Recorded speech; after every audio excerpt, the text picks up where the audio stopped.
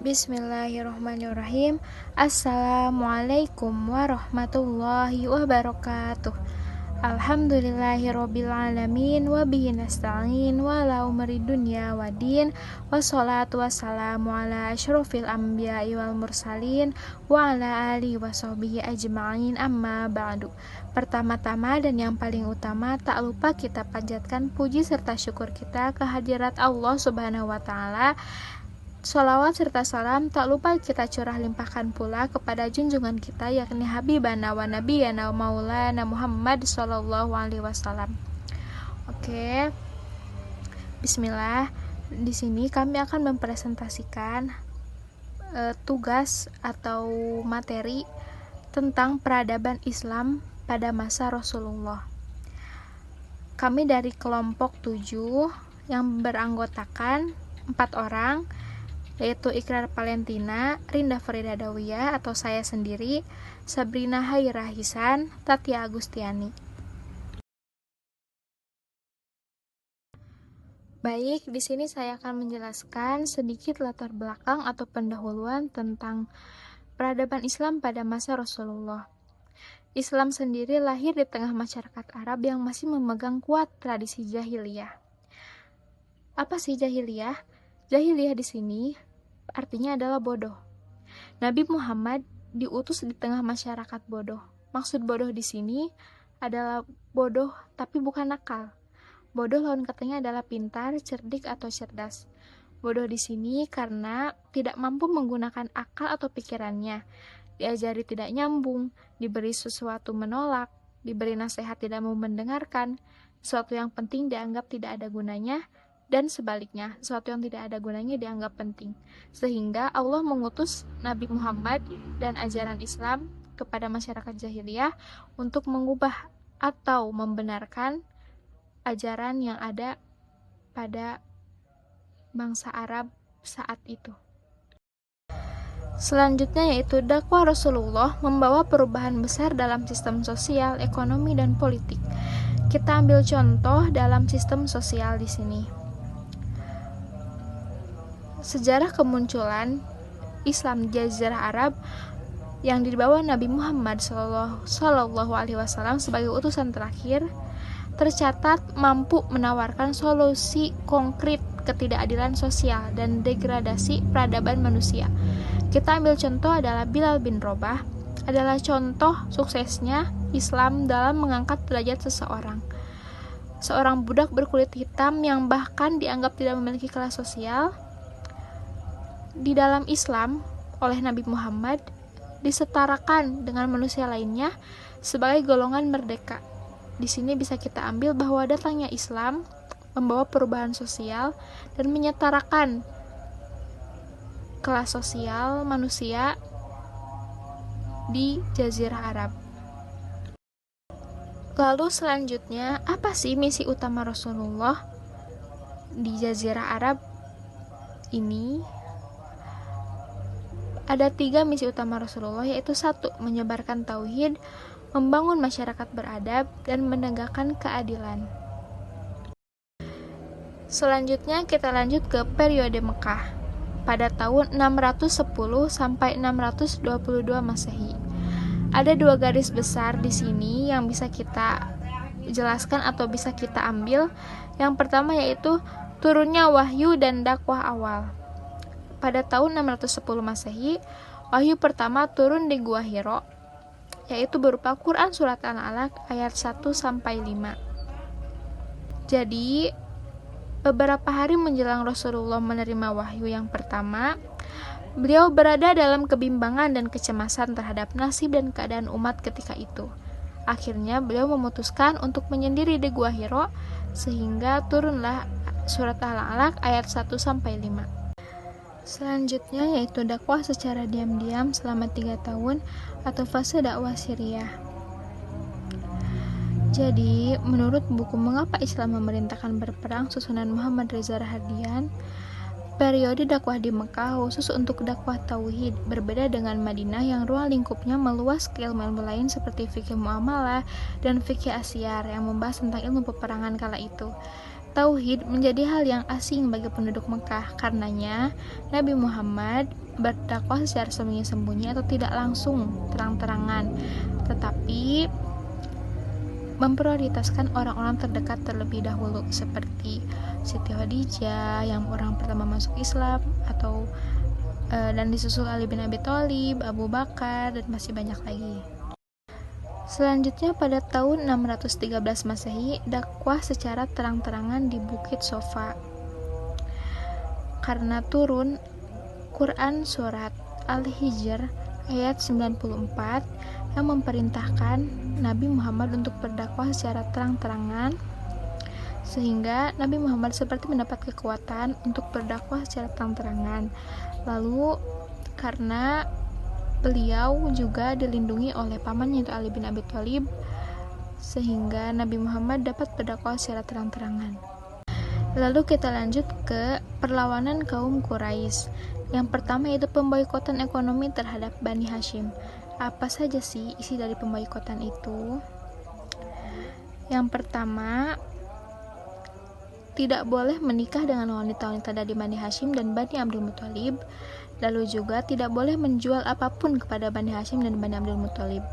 Lalu tujuan pemboikotan ini adalah untuk meletakkan tekanan terhadap Bani Hashim supaya mereka menarik semula perlindungan mereka yang mereka beri terhadap Nabi Muhammad SAW.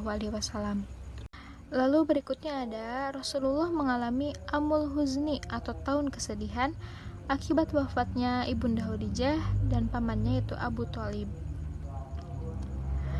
Mengutip dari buku sejarah kebudayaan Islam karya Haji Abu Ahmadi dan Sungarso, dikisahkan bahwa sekitar tahun 619 Masehi lalu, Rasulullah merasakan kesedihan yang sangat mendalam.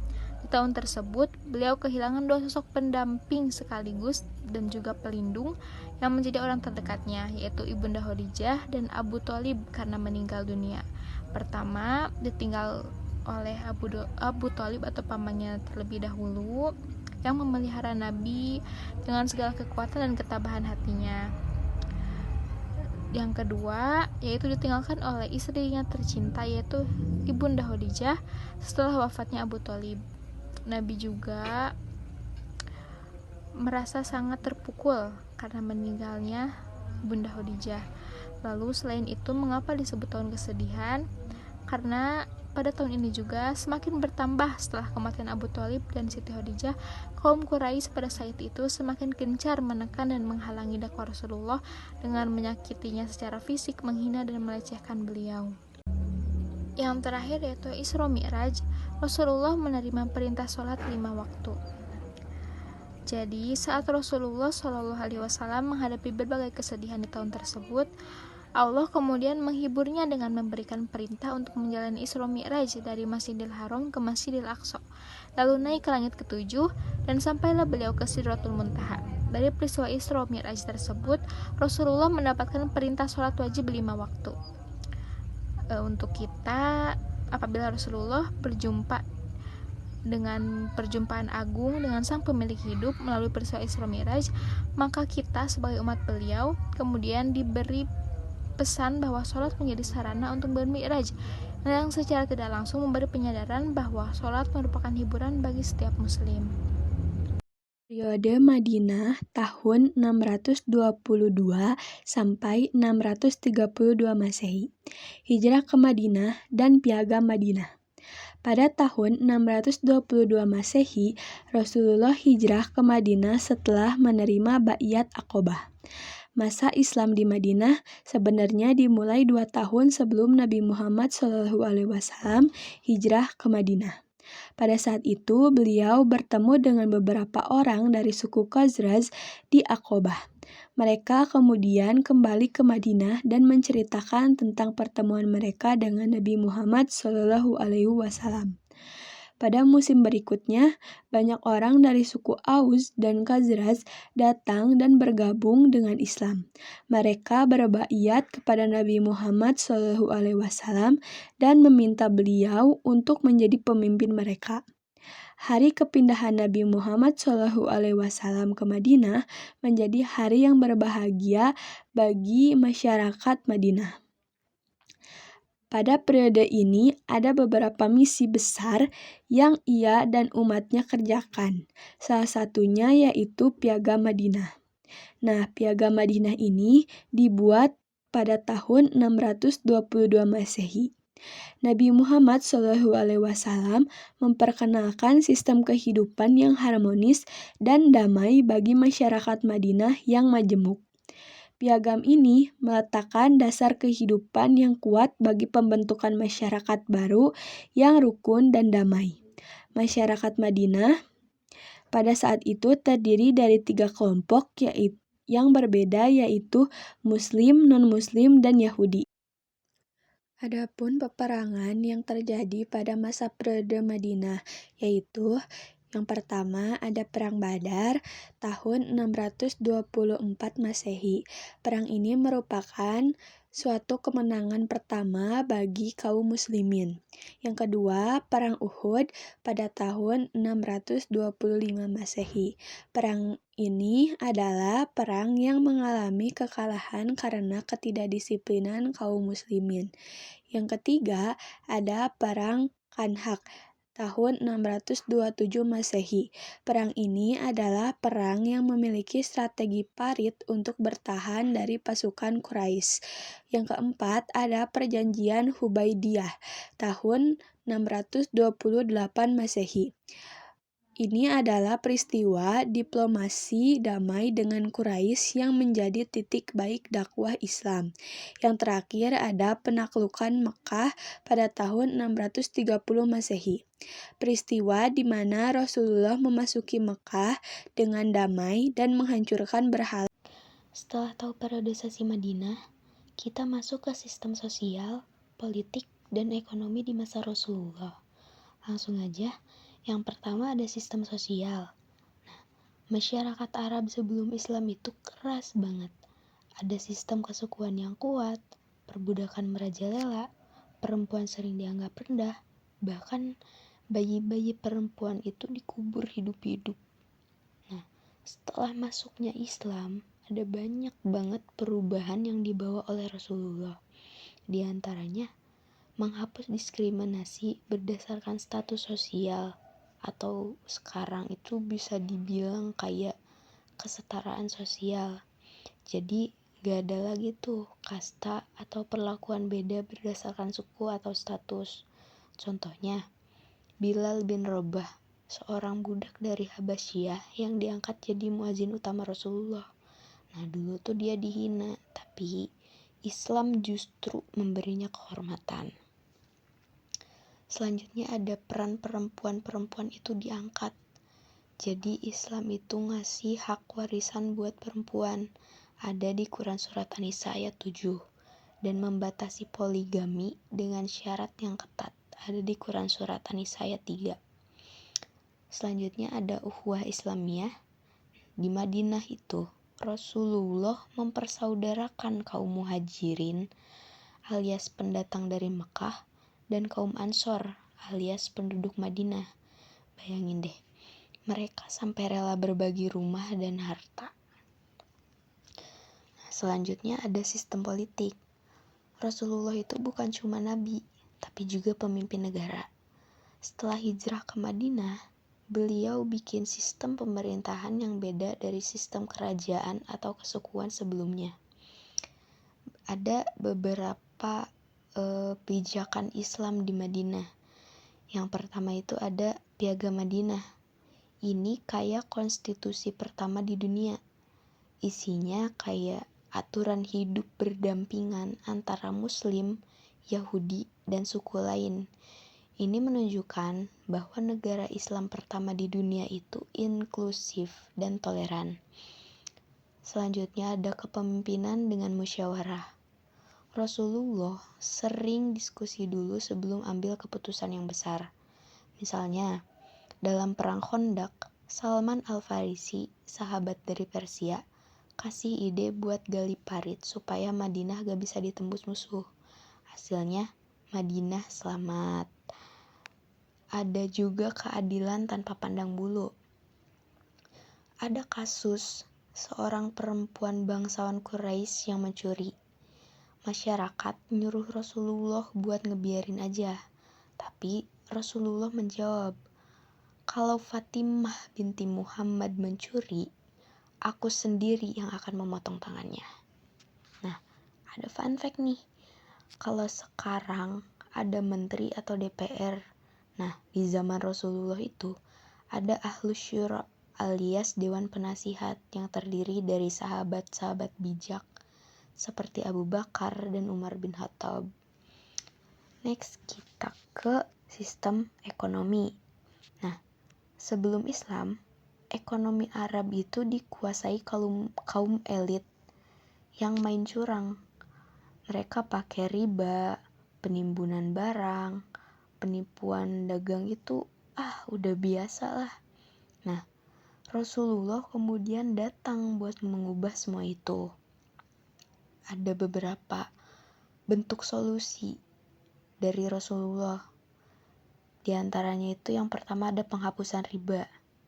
Riba itu bunga pinjaman yang bikin si miskin makin miskin.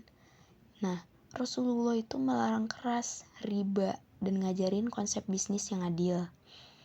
Terus ada dagang jujur. Rasulullah sendiri itu pedagang sukses yang terkenal jujur. Gak ada tipu-tipu, gak ada make up, harga seenaknya, kayak gitu. Ada juga zakat dan sedekah. Ini tuh bukan cuma ibadah, tapi juga solusi ekonomi. Dengan zakat, kekayaan gak bakal numpuk di orang kaya doang. Nah, selanjutnya kita bahas pendidikan dan hukum Islam di zaman Rasulullah.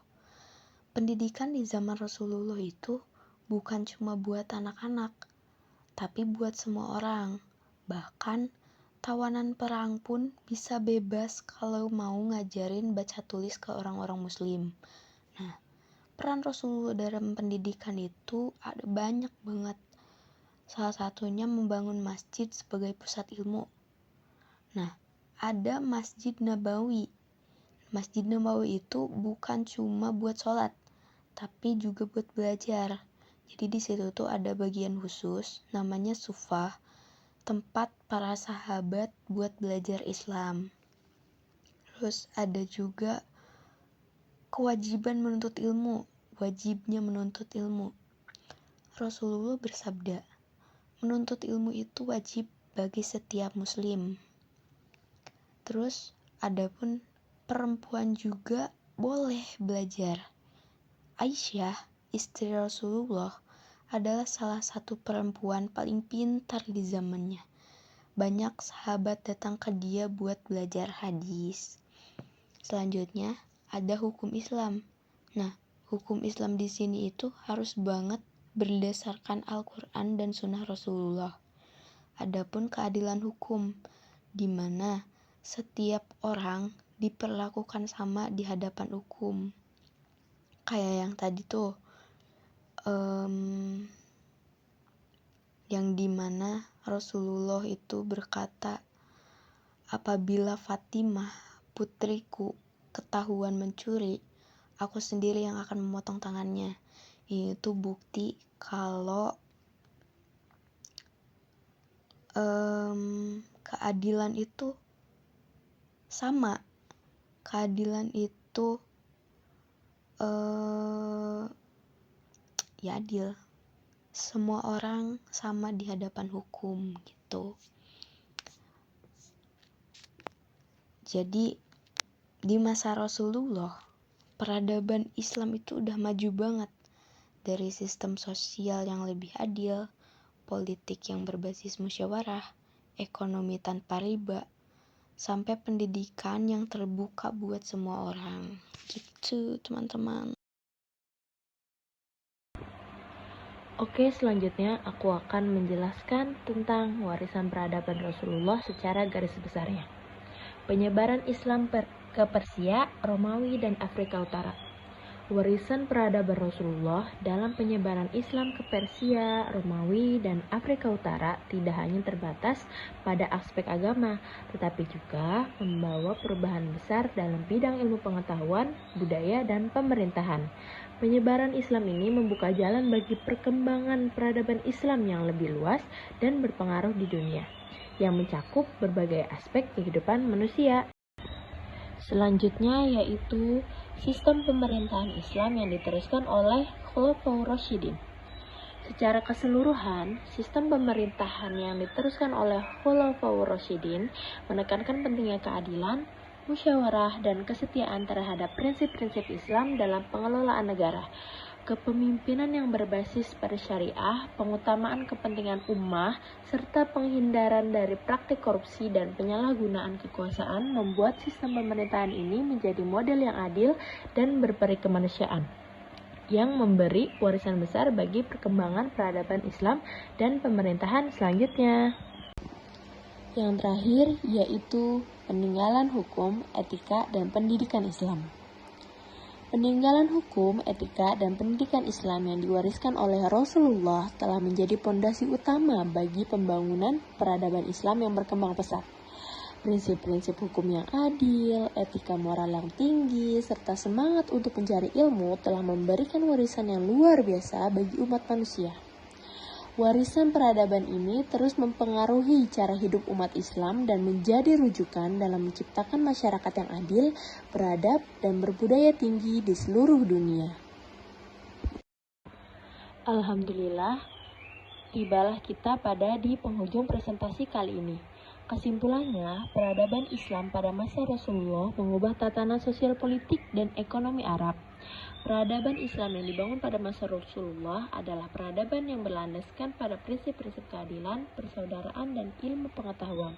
Konsep keadilan ukhuwah Islamiyah dan dakwah menjadi pondasi peradaban Islam selanjutnya.